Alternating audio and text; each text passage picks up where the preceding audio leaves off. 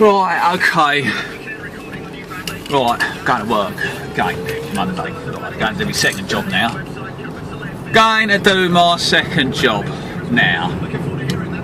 I don't know what to make of this now. You know, all this like going missing. You know, I'll just say briefly, basically. I think that is well, not more nasty. I just think it's one thing to like, you know, I don't know, let me get this straight in my head, because I think this, like, my ex going missing like that without saying anything is like more nasty than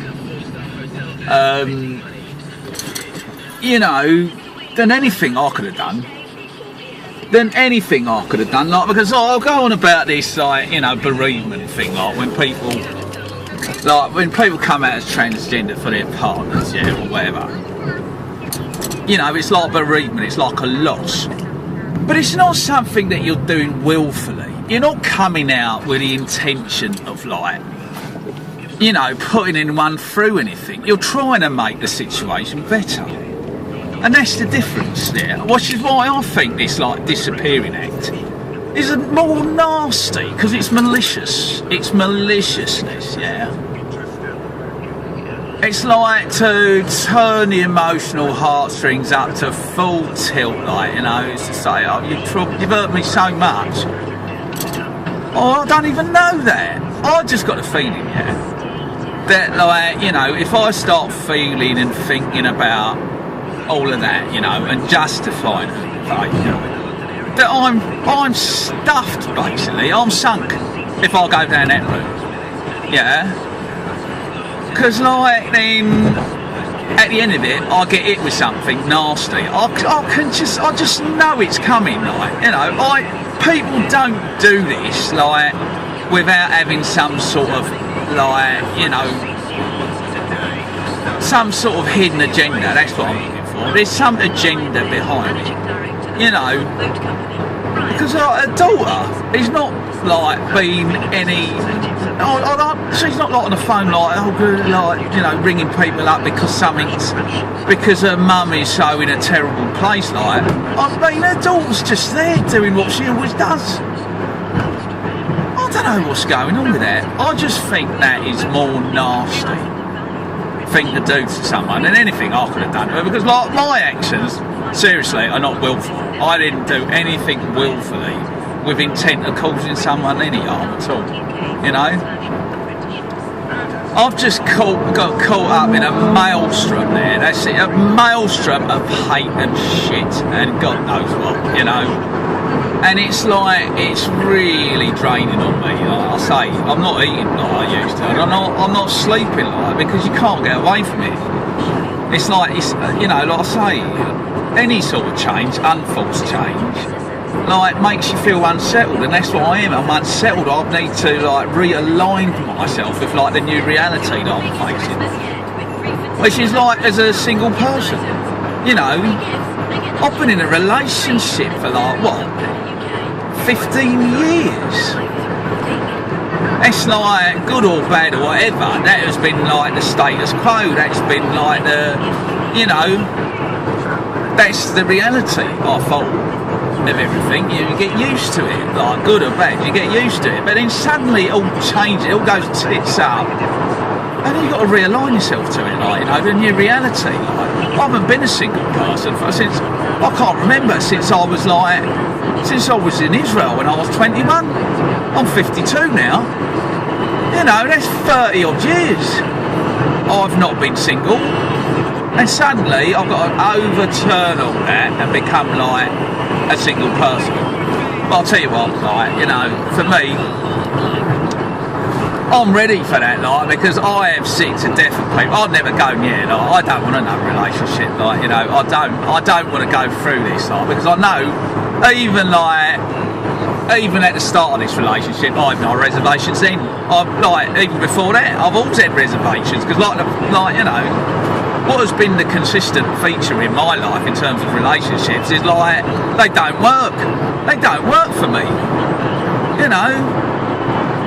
So I won't go through this again, like, you know, I don't me, you know, I've had like, I'm on the medication like now, I'm on the hormones and anti-androgens now. Yeah, I've been for what, a year? So I don't have any testosterone in me, and like, you wouldn't believe the change in me through that. You know, let me tell you, the change in me through that, like, it's massive. You know, because that's what, it was the thing, like, when I started, when I went for my initial assessment, they said to me, like, you know, they take you through your whole life. This is like the gender clinic, yeah? When you have your initial assessment, like, and they make recommendations to see whether you, like, suitable to, you know, to transition. You know, that's the official way you do it. You go through the mental health services, like your local GP, that refers you up there to Charing Cross or wherever you are, and they do an assessment on you know, with a psychiatrist or a sociologist, and then they like say whether you're suitable to have like medication or not. Like, but for me, it was like, I've got to have it. I've got to have like estrogen. Like, what do you mean? It was like, when you've come out and done all the things that I've done to get to that point, like, there's no holding back after that. You know, the floodgates are open. Like, you want it. You want to have like the estrogen. Trust me. You want them boobs. You got to have them. Nothing's going to stop you having them boobs, mate. Trust me. So, but you've got to go through like this process where they like do their assessment, and like with me, it was like, because I don't have the full chop. You know, I can see, obviously, I understand why other trans girls, they would want that, yeah, because that's part of their makeup. But with me, it's like, I'm not attracted to fellas. I hate fellas. I don't like them. They're disgusting, like, people. All that is ego and all that. You know, the way they come across, it just drives me mad. You know, I don't want that. But that's what, like, my ex thinks. She thinks, like, I'm going to go on this. I'm going to start fancying fellas. I'm not. But anyway, you know, so they give you this assessment and they say, like, you know, because I didn't want to have the full works, the full chop, like, and that, but I've got to do this 2-year real life thing, you know, to get on medication and that. And the thing that came, because I didn't want the chop, it was like, oh, it must be because he wants to have a sexual relationship. Like, he's still like, and it's like, because like the anti-androgens, you can't do that. It affects your sex drive. You know, I haven't got any testosterone anymore, and I feel perfect for it. You know, I feel so happy that I don't have that shit in me anymore, because like the way it affects fellas is awful. You know, if it ain't making your hair fall out, it's making you all aggressive and like, you know, unfeeling and uncaring. It's terrible stuff to have in you. You know, but like fellas have got to have it because like that's the whole mating thing, like that's what attracts them, like, you know, we're all chasing the women and getting all twisted out of shape over girls and that, losing their jobs, getting drunk, like, you know, and all that because of it. But I don't need it, I don't want it, I don't flip it, take it away, you know. So I've been on like the anti-androgens, like, and I've got to have like, I'm having an injection like in a couple of weeks' time. I think it's my third and my fourth one. I feel lovely on it, you know. It's like the sexual side of things, alright, it doesn't matter to me. I don't even think about it anymore. In fact, like, the whole idea of getting up to nuptials with someone, I find quite distasteful, to be honest. You know, it makes me like sort of shiver a bit. I'm like, I don't want to do it. You know, I think like, I know that sounds really weird, but that's how it comes, like, this is what, like, the anti-androgen, like, and it's done to me. I don't know about other people, because you see all these, like, she-males and all that on the internet, like, and I ain't got no problem with it seems like, but with me, it's like, no, I don't want it. You know, I don't need it, I don't want it. And like, for me, with all of this, like, with all my relationships over the years, up until now, with this one getting tits up, you know, this is it for me. I don't want to be in a relationship with anyone.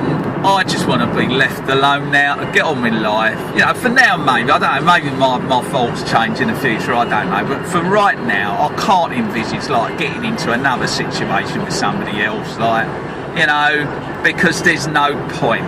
There's no point if they can't accept it. I mean, maybe it's like, the thing for me, what I want, what I'd like to have, because like me hours of loneliness, like when recently wasn't been happy, is like, you know, it's just to have some intimacy, not sexual intimacy, but like kindness, human kindness and human, I don't know what to call it. Something happened like that once, when I was working I was doing cleaning job, like, yeah. And I told you, I think I've told you about all the jobs and that, like getting tits up when I was struggling, I had no money and this and that, yeah. And all this went wrong with this bakery job, and I went out to work the same day, so I went into work, and like this woman, Jane was her name, I won't say any more than that, lovely, lovely, lovely woman, seriously lovely woman, one of these like diamonds. Anyway, so I've got into work and I'm working away there. She said, "Oh, you all right, Linz?" And I was like, "Oh, no, I'm not." I was all in pieces. I was like, because I had to start all over again, basically. I built myself up to something, and then I had to start all over again. They took it all away from me, and I was like, "Oh, I don't need it." So, "Yeah, you all right, Linz?" And I said, No. I told her about what happened. You know what she did? You know, she just came up and she gave me a hug.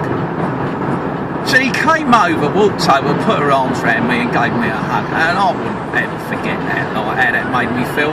I felt so much better just for an act of kindness, you know. But you never get people doing that, you know. All this going on now, I'll go and talk to people and I'll say, this is fellas for me, this is blokes, yeah, blokes at work. Because like, I start ranting, I'm not like a bloke anymore, I haven't got any testosterone, that's the thing, I'm full of estrogen, I've got boobs and everything. They're not massive, but they're there. You know, I ain't like a fella anymore. Like, I don't get all like, I'm going to beat something and all this, like, no. I just start ranting. And so, like, when they say, "Oh, you're alright, Linz," and I'll start going, "Oh, no, I'm not, actually." And it's like, they're like androids, they're like robots, you know what I mean? It's like, there's no sort of comeback or feeling. I don't want them, I mean, I want to come and fucking hug me or anything like that. But like they say, sorry, you know, it's like, this is the other thing, yeah. I've gone over my limits, so I'm going to have to extend this video as well. It's like, you know, once I start, this is what I mean, once I start going, I'll lose myself in it, I'll just keep going and going and going. A bit like my mum, that's what my mum used to do. But she'd talk about nothing, you know, she'd talk about things like, even rational, I didn't know what half the time my mum was going on about, bless her heart, she's gone now, but... Yeah, but, you know... So I just ranting that, but you know, at least like, yeah, I was at my other job, and like the girl there, only a young girl, pretty young thing. They're all pretty young things in like this office where I go and do my Sunday job. Lovely, beautiful creatures they are, all of them. And I've come in and they've said like you do, how are you doing? And I tell them, I say, no, I'm going through a terrible time with this right now. And they're like, oh, I'm sorry to hear that. You know, and even that, they're not going to come and hug me because they're young girls and they're not a bit fitting, you know, they're not like an older woman and mature and that, they're young. But still, they've got that bit about them, there's a bit of kindness, a bit of intimacy, a bit of warmth. I'm sorry to hear that. You won't get out of it, you fucking bloke.